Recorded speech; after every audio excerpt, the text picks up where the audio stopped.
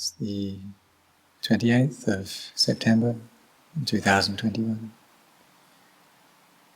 So we've come to train our minds to cultivate samadhi. And we do this with the foundation of sila, of virtue, which is this foundation for our hearts. So having composure over our actions of body and speech, this is something that's very important because this is the foundation, the root of all Dhamma. In order to be virtuous and keep our precepts well, we need to have this quality of khanti, of forbearance, with all of the moods, all of the sense objects that we experience. And so the first of these precepts is panatipata, and so not taking any life, not harming life. This is something that we need to forbear with in order to keep that. Because all minds which take birth, all of them experience suffering. And it's like we're all members of the same family, we're all relatives of each other, in that all of us gain these bodies which must get old, they must grow painful, and they must die. And all of us experience this. All of us must be separated from the things that we find dear. And each mind desires happiness and doesn't want to experience any suffering. And so we should then have kindness towards each other, have a sense of self-sacrifice, sharing the things that we have to other people and spreading these around. But we do that in line with our means. And so through this then we gain happiness which arises within our hearts. And so people who are born into this world, they need to seek out things, to seek out wealth in order to support their own lives and that of their family.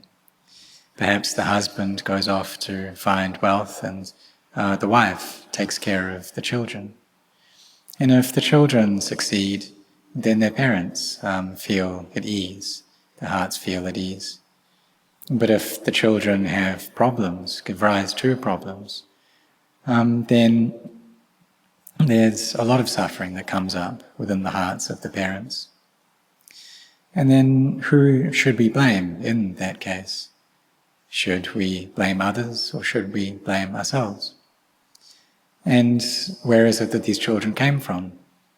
And how is it that they were born? Were they born because of us? And so we decided to give birth to them, but we're not able to choose what our children are going to be like, whether they're going to be good or whether they're going to be bad. And so then we shouldn't blame other people, but rather we look and we point the finger back at ourselves first.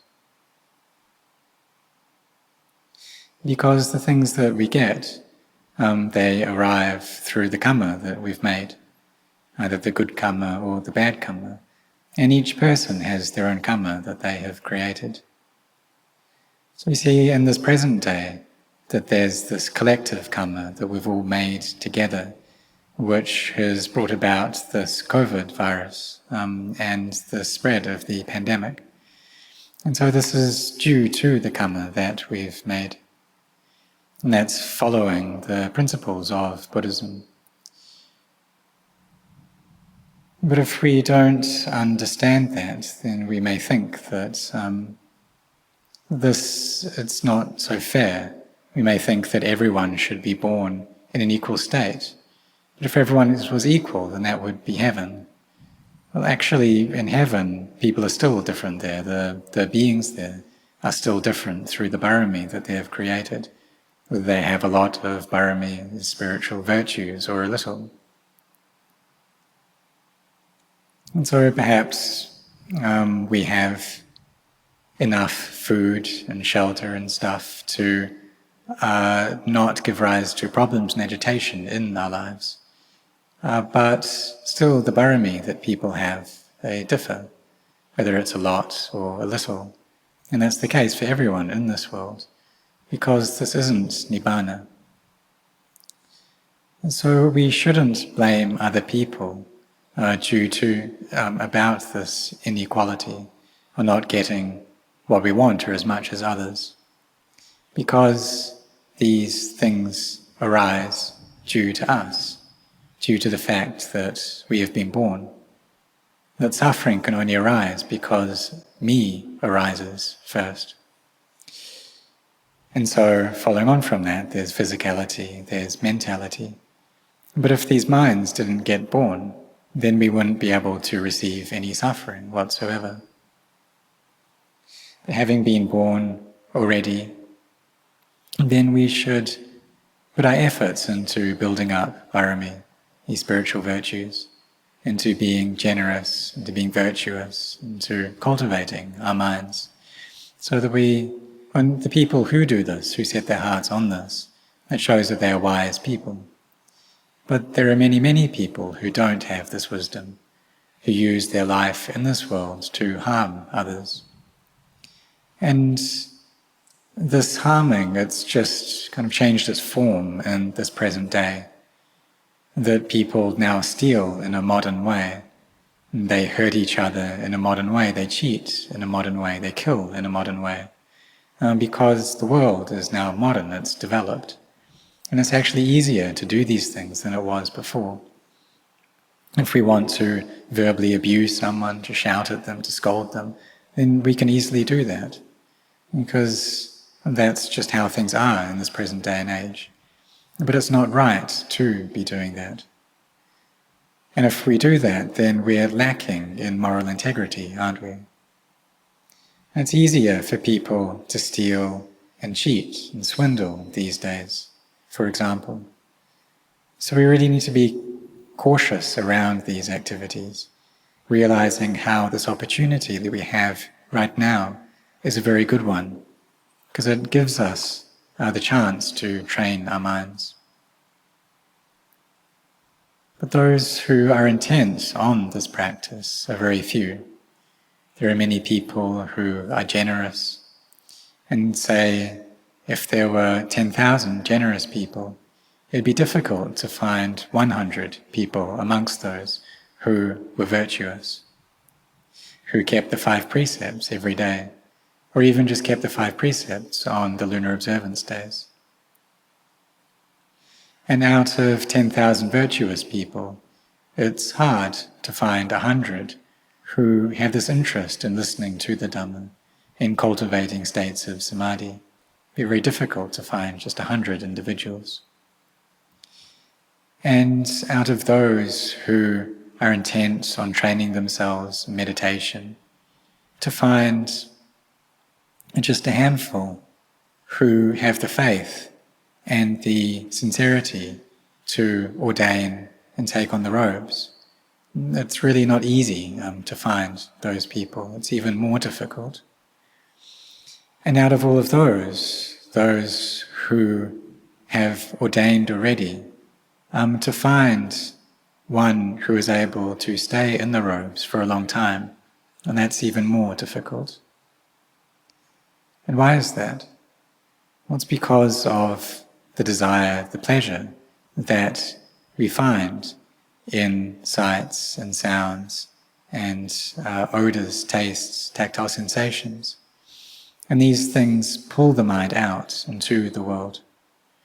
And if we don't see the danger in them, and the danger in the mind which is frantic and stirred up due to this liking, then we just won't be able to stay on in the robes. And so it's really not easy to stay as a monk. But whatever the case, we need to be bringing up this quality of forbearance, of patient endurance. And this is the quality that we should bring up first. We need to endure with all of the sense experiences that we come across, all of the sense objects which enter into the mind. So khanti, this forbearance, is the supreme incinerator of defilements. So even if people shout at us, perhaps even if they are abusive towards us, then we don't respond in kind. And what would that be like then? Well, it's really difficult to do that. It can be a lot of suffering. The mind can be really hot when we're enduring in that way. And perhaps we want to argue. Perhaps we want to get back. We want to start shouting at them. We may even want to hit them. If we get very angry, we may want to punch them. And this is how it is when the mind is full of anger. So therefore we need to come to train these minds so that they improve, so that they're better than what they were before. And so we understand how all beings who are born need to meet with a lot of suffering, need to meet with a lot of difficulty. And there's no one in this world who has absolutely everything that they want. And even though we may have many things, that may be close to a state of completion, we still have to be separated from all of those things. And that's just the law of nature, for it to be that way. But if we contemplate this nature of birth, then we'll see what it's really like, and we'll see just how important this breath is. As a small baby in the womb, we have that breath there. And if a baby in the womb, it runs out of breath, it doesn't have breath, then it won't be able to survive. It will have to die. And these elements, the fire elements and the water and the earth and the air elements, they nourish the cells in that baby's body, and so that they develop and carry on growing until eventually that baby is born. But when it's born, it still has this breath, whether it's standing, sitting, walking, lying down. And then we all have that breath. Whether we're speaking, we're listening, we're thinking, we're eating, we always have breath with us. And wherever we go, we take this breath along with us. And so this is something that's easy for us to find, this breath and this oxygen. But then we also require more than that as well. We require shelter and food and clothing and medicine too. But these things, especially in this current crisis, can be quite difficult to find for some people. And there are many people who are lacking in these necessities. And then, what's more, there's also other disasters that are coming along. Floods, for example. And this is increasing the suffering of humanity. But we shouldn't think that that's just how things are now, that it's especially bad now, because these things have been going on for a very long time. It's been like this for a long time already. It just depends on whether it happens a lot or it happens a little, just that. But whatever the case, if we are ones who have enough, then we should help out other people. We should be self-sacrificing. We should be raising up our barami in this way. And this is a really good opportunity right now to cultivate goodness, to cultivate hearts of kindness and compassion through helping people who are going through difficulty and suffering.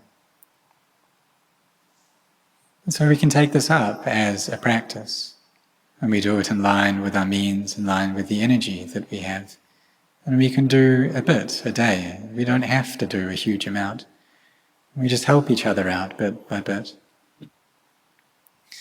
In this current situation, these crises of the pandemic and also the economic crisis too, then there are many people in society in a very difficult state. And so we make sure that we don't harm each other through actions of body or speech. And in these modern times, where so many things are online, and then it's easy for us to create harm online. We can scold each other, we can criticize and blame and rebuke and insult one another. And there are many, many people who do this. So we need to understand that when we're born into this world, the condition that we're born into is due to the barami and the karma that we've created previously. But there are many people now who say that everyone should be equal. But really, the status that we have, the state into which we're born, whether we have a lot of mindfulness and wisdom or a little, that depends upon the barami that we have created. And these things, they're not equal between people. But they are things that we can seek out. They're things that we can find, that we can develop. And we can increase the wisdom and the mindfulness that we have. We can bring up this power of forbearance. And so it's not something that we should just wait around. We need to train ourselves in it. And for example, this quality of samadhi, this firmness and collectedness of mind, this is something that we need to train ourselves in order for it to arise. And if we just sit around doing nothing, then there's no way that it can come up.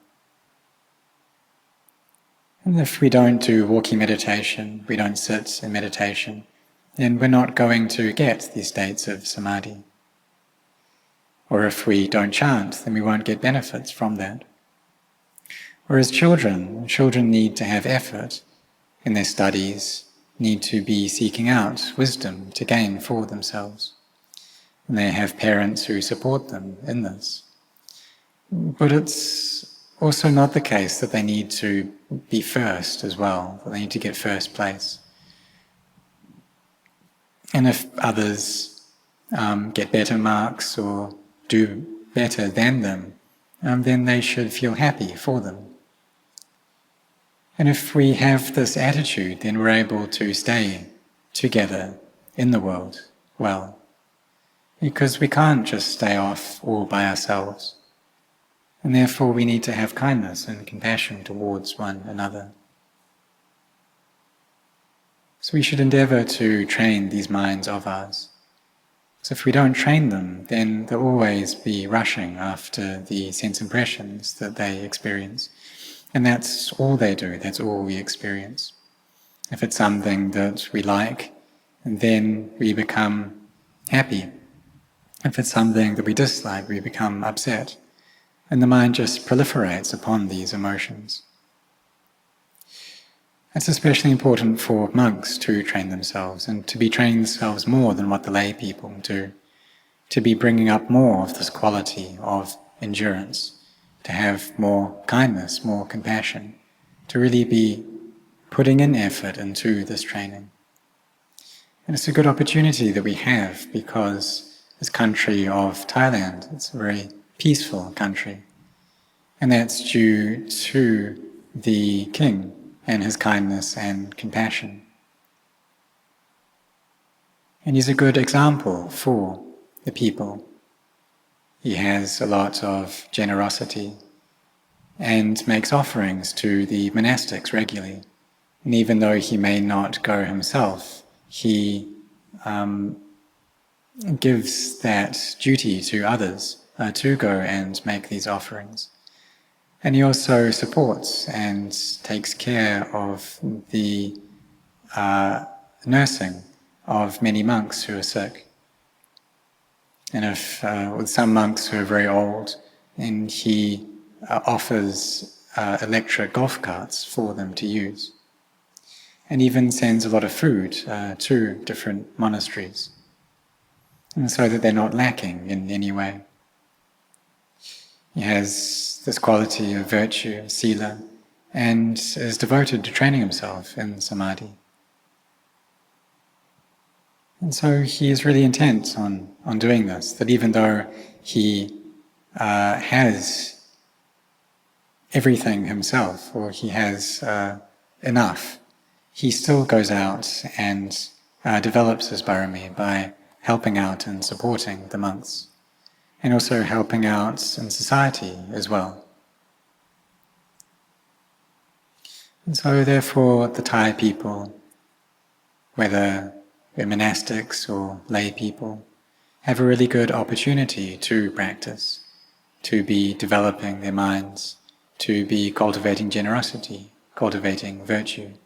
It's a really good opportunity because there are so many monasteries, so many places of practice that we can go to.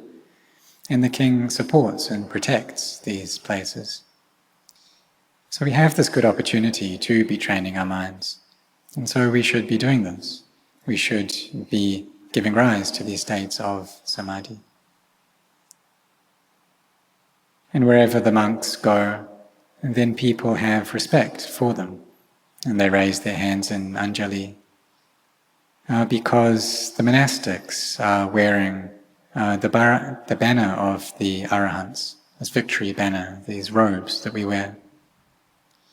And so we should be practicing, training these minds, always refining and polishing our hearts, and be devoted to this, to raising up the level of our minds, and to not skip out, but really be trying, really be raising up our wisdom and using wisdom to look after our minds and guide our minds. And we should be keeping a close watch on our hearts as well, and asking ourselves, what are they like right now? Have they gotten involved in liking or in disliking? And then we train and we practice. So even though we may not have got any of the paths or the fruits yet, we haven't experienced Magga, Phala or Nibbana, but what we're doing is we're building up our barami. And we do this day in, day out. And in the end, we will know into this very deep and refined Dhamma. So this is something that we should try to do. And even though it may be difficult, we still try. No matter how difficult it gets, we still try. And this is the duty of the monks.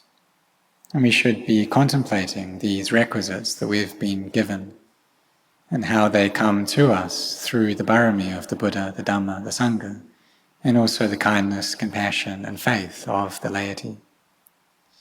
And so may all of you really set your hearts on this, and for the laity as well, to set your hearts on training your own mind, to be making them firm, and to be bringing awareness to the breath.